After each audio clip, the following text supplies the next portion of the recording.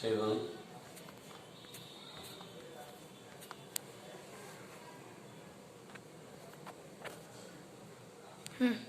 Students of class 7 के students, today we study about lesson chapter 4, growing as boys and girls. In civics, in your book civics, the name of the chapter is growing as boys and girls. Students, in this chapter we study about the condition of women in our society. Class 7 के students, हम लोग भारत में महिलाओं की, लड़कियों की pre colonial India में और आज भी वुमेन की एक्चुअल सिचुएशन क्या है, इसके बारे में स्टडी करते हैं. Let us study concerning with the growing as boys and girls. छात्रों, क्लास 7 के छात्रों, we study about the condition of girls in comparison of boys is very vast in our society. Since beginning in pre-colonial India, आरंभ से ही, शुरू से ही औपनिवेशिक भारत से पहले भी और औपनिवेशिक भारत में, so in the pre-colonial period in India, the social status of women was very low. Bharat में महिलाओं की सामाजिक स्थिति बहुत ही निम्न अवस्था की थी.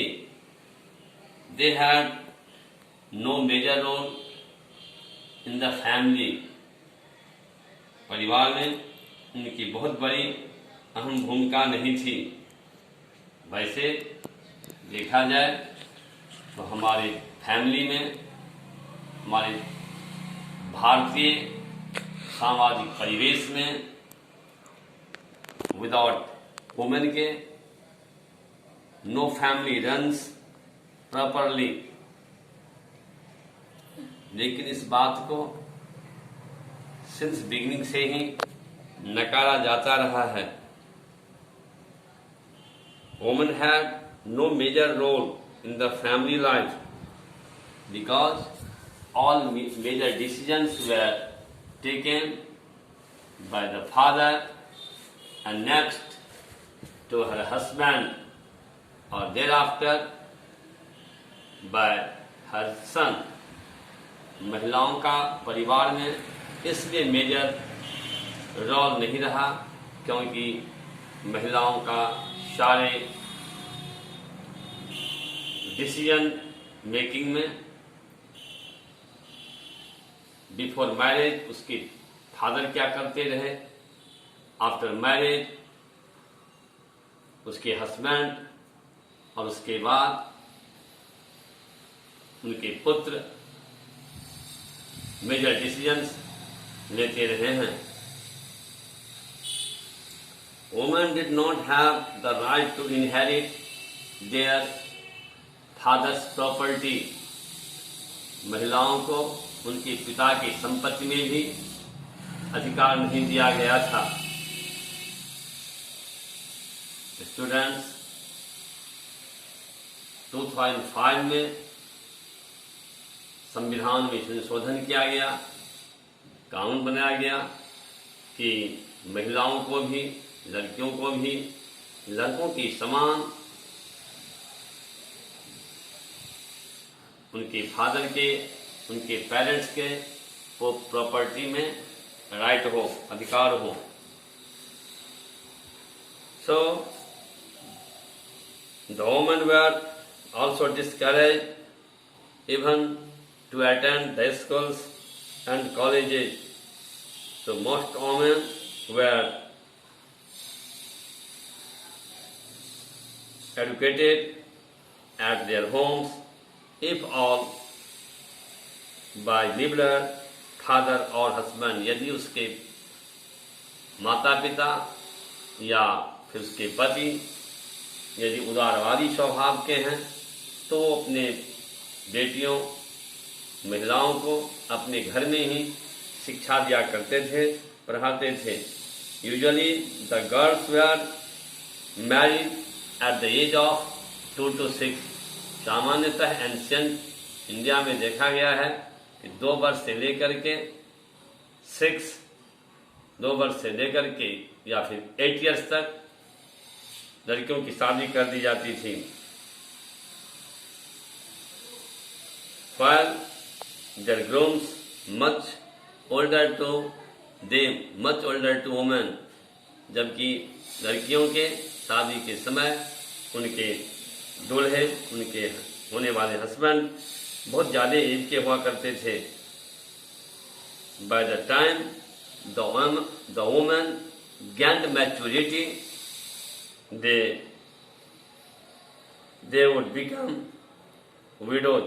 जब तक महिलाओं की, लड़कियों की मैच्योरिटी होती, परिपक्वता होती, तब तक अधिकांश महिलाएं, अधिकांश लड़कियां विडो हो जाती थी, विधवा हो जाती थी.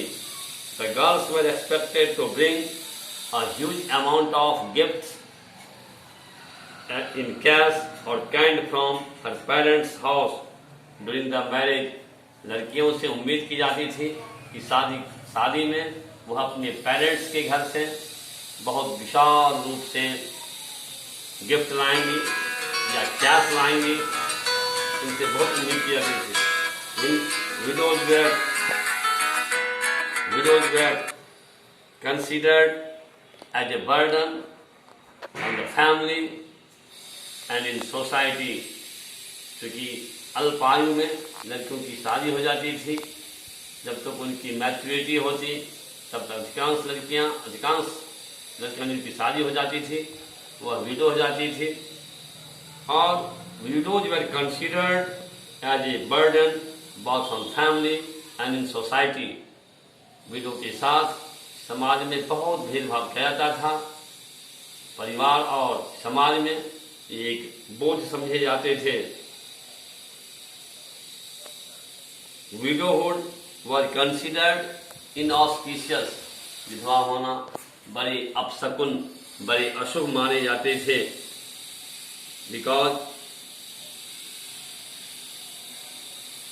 Because in auspicious situation, a widow was forced to lead a secluded life. महिलाओं को जो विधवा हो जाती थी उन्हें बड़े ही परहेज के जीवन, बड़ी सात्विक जीवन बिताना पड़ता था. She was ostracized during weddings and festivals. Widows were ostracized during the weddings and in any festivals. विधवा महिलाओं को किसी पर्व त्योहार में, किसी शादी में भाग लेने से उन्हें वंचित किया जाता था. बड़े अपमानित किए जाते थे उन्हें. सोच सकते हैं कि घर परिवार में शादी हो, कोई त्योहार हो और घर में किसी की यदि विडो है तो उसे उस फेस्टिवल्स में, वेडिंग्स में पार्टिसिपेट नहीं करने दिया जाता था.